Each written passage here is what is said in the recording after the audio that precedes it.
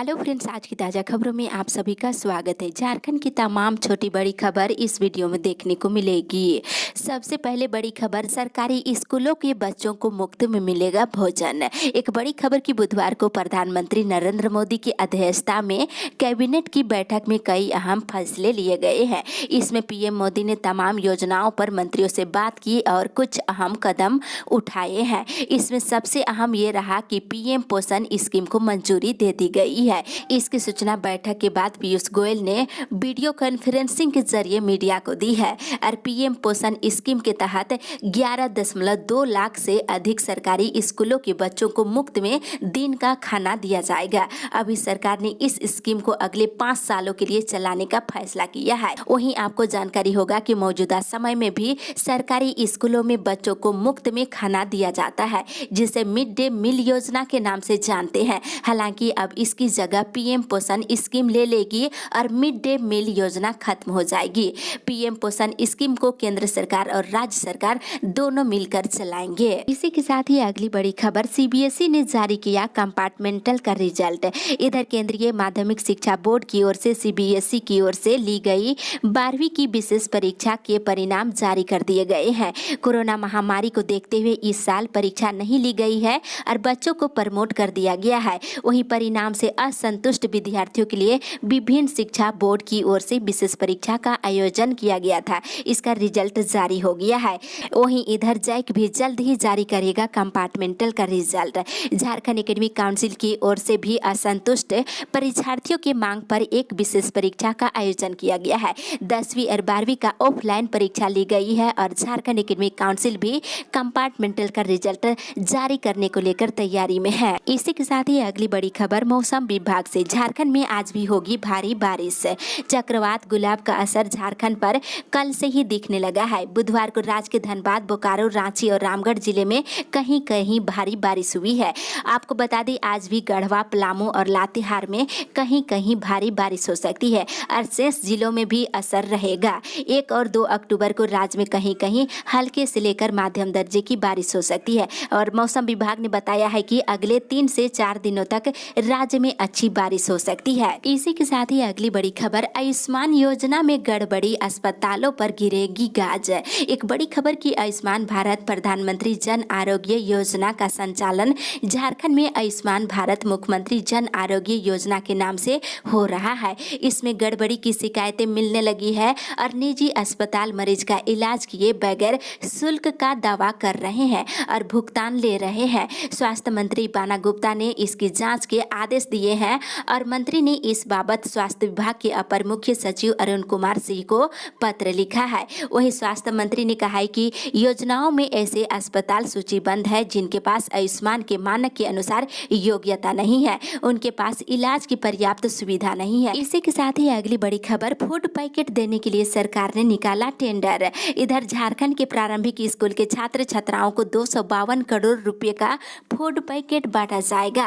अक्टूबर 2020 से ही छात्र छात्राओं को मिड डे मील का चावल तो दिया जा रहा है, लेकिन कुकिंग कास्ट की राशि नहीं मिल पा रही थी। पहली से लेकर 5वीं तक के छात्र छात्राओं के लिए कुकिंग कास्ट की राशि 4 रुपये 97 पैसे निर्धारित है। वहीं 6ठी से लेकर 8वीं तक के बच्चों के लिए 7 रुपये 45 पैसे निर्धारित की गई है। इस आधार पर कक्षा 1 से लेकर के 5वीं तक के बच्चों का 6 महीने का 654 रुपये, जबकि कक्षा 6 से लेकर 8 तक के बच्चों के 6 महीने का 978 रुपये कुकिंग कास्ट के रूप में बने हैं। इस आधार पर कुल 252 करोड़ रुपये से छात्र छात्राओं को फूड पैकेट दिया जाएगा। फूड पैकेट में दाल, सरसों तेल, नमक, आलू समेत मसाला होंगे और टेंडर में 29 सितंबर से ही डॉक्यूमेंट डाउनलोड की प्रक्रिया शुरू हो गई है। मुख्यमंत्री योजनाओं की आज करेंगे समीक्षा। मुख्यमंत्री हेमंत सोरेन आज पूरे दिन 17 विभागों से जुड़ी केंद्र और राज्य सरकार की करीब 60 योजनाओं की समीक्षा करेंगे। मुख्यमंत्री की अध्यक्षता में समीक्षा के दौरान गृह विभाग के अंतर्गत राज्य में विधि व्यवस्था, अपराध नियंत्रण, भूमि विवाद से संबंधित, गैर जमानती वारंट से संबंधित लंबित मामलों के अलावा त्योहारों के दौरान राज्य में विधि व्यवस्था को मजबूती कायम रखने पर जोर रहेगा। वहीं ग्रामीण विकास से संचालित प्रधानमंत्री आवास योजना, मनरेगा, फूलो जानो आशीर्वाद, बिरसा हरित ग्राम और पोटो हो खेल विकास योजना के अलावा इस विभाग के रिक्त पदों को भरने की कार्य योजना पर जोर दिया जाएगा। इसके अलावा भूमि अर्जन विभाग में भूमि अर्जन के लंबित मामलों और विभिन्न राजस्व न्यायालयों में लंबित वादों की स्थिति और सरकारी जमीन हस्तांतरण के लंबित मामले और बांधों की सूची पर भी मंथन किया जाएगा।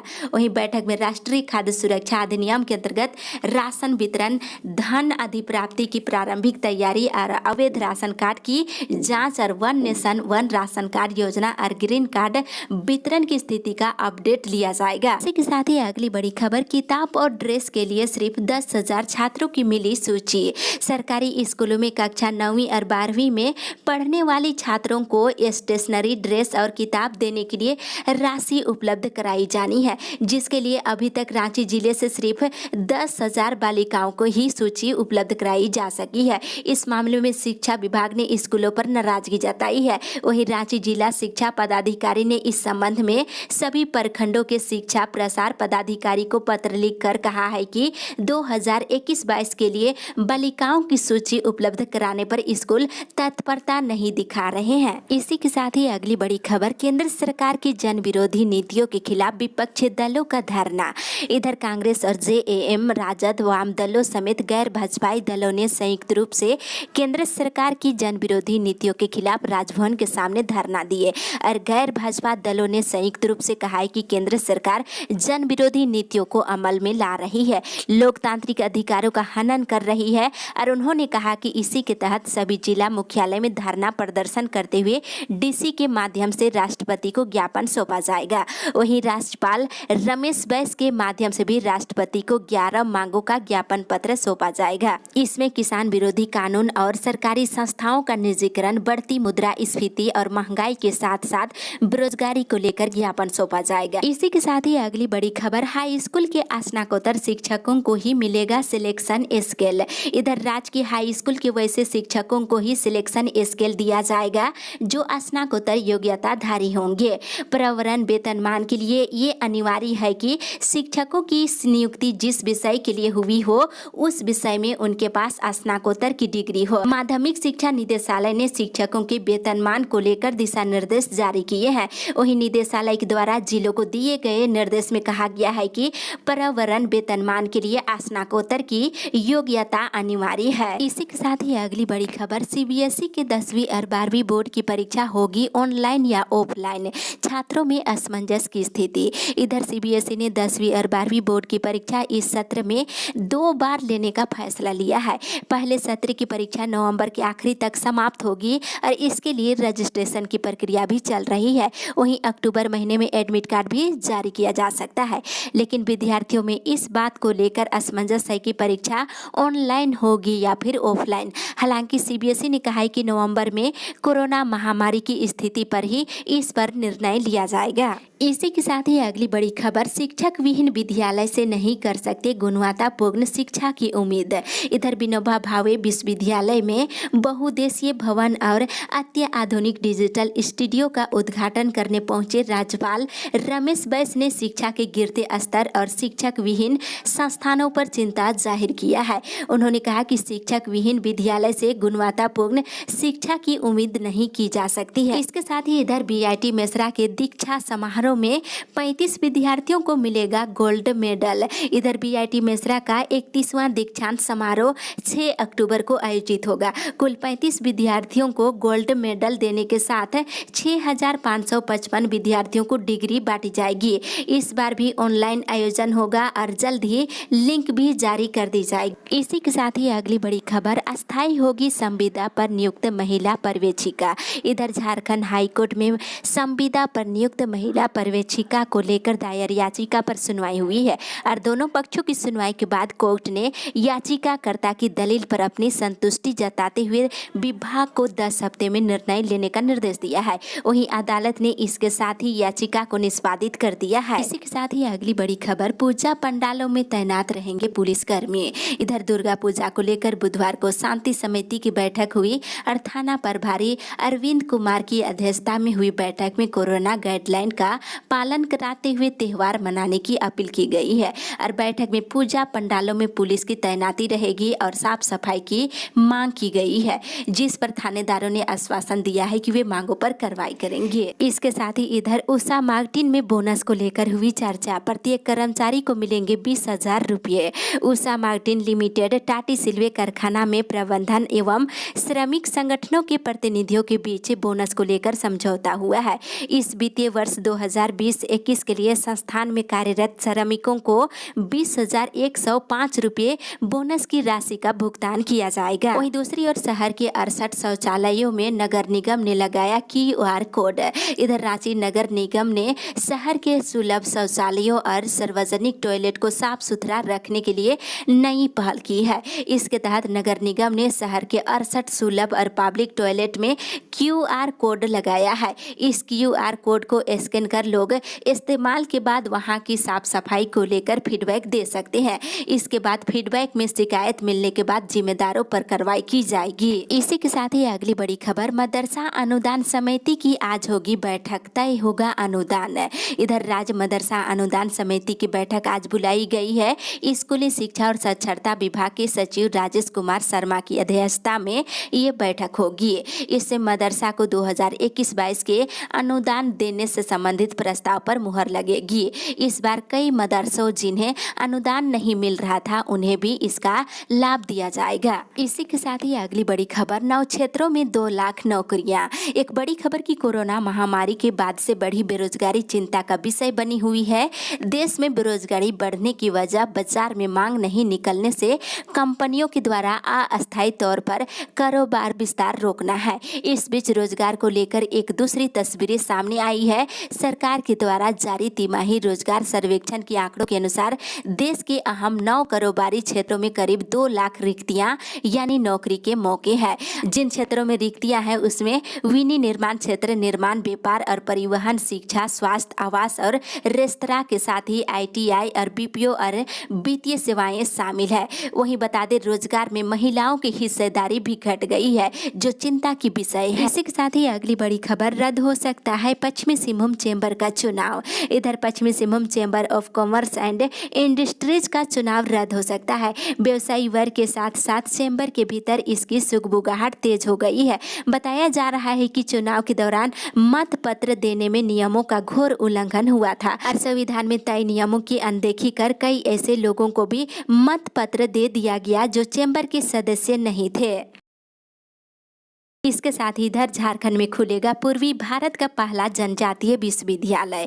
झारखंड सरकार जनजातीय विश्वविद्यालय स्थापित करने की दिशा में तेजी से कदम बढ़ा रही है।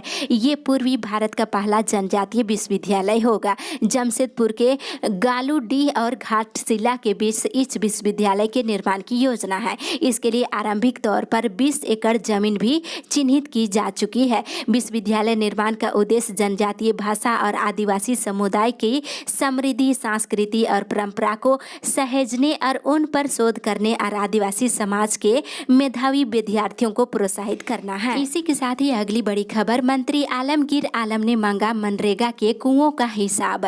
झारखंड में मनरेगा के तहत बनाए गए कुओं और इसके जमीनी स्तर पर हुए क्रियान्वयन का मामला तूल पकड़ता जा रहा है। ग्रामीण विकास मंत्री आलमगीर आलम ने पिछले दिनों मनरेगा के सार्वजनिक कार्यक्रम में इस बाबत सवाल उठाया था कि अब विभाग से इस बाबत रिपोर्ट तलब की जाएगी। विभागीय मंत्री के अलावा मुख्य सचिव कार्यालय ने भी इस विषय को उठाया है। बता दें मनरेगा के तहत बनने वाले कुओं की गति काफी सुस्त है और वहीं पिछले 14 सालों में बनाए गए अधिकतम कुएं लापता की श्रेणी में बताए जाते हैं। जाहिर है कि मनरेगा के तहत बनने वाले कुओं में बड़े पैमाने पर फर्जी की आशंका है। इसी के साथ ही अगली बड़ी खबर, कल से कॉलेजों में ऑफलाइन पढ़ाई। इधर 1 अक्टूबर से BBMKU के कॉलेजों में बड़ा बदलाव होने जा रहा है।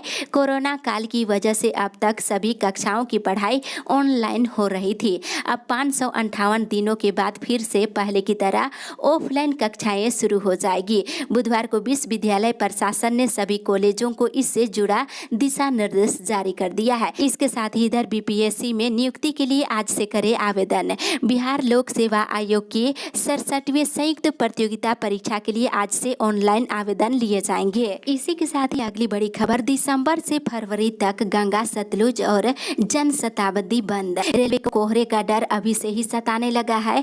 कोहरे को लेकर रेलवे में धनबाद से खुलने वाली गंगा सतलुज एक्सप्रेस को दिसंबर से फरवरी तक के लिए रद्द कर दिया गया है। इसके साथ ही इधर रांची से पटना के बीच चलने वाली जन शताब्दी एक्सप्रेस भी दिसंबर से फरवरी तक अलग अलग दिनों में रद्द रहेगी।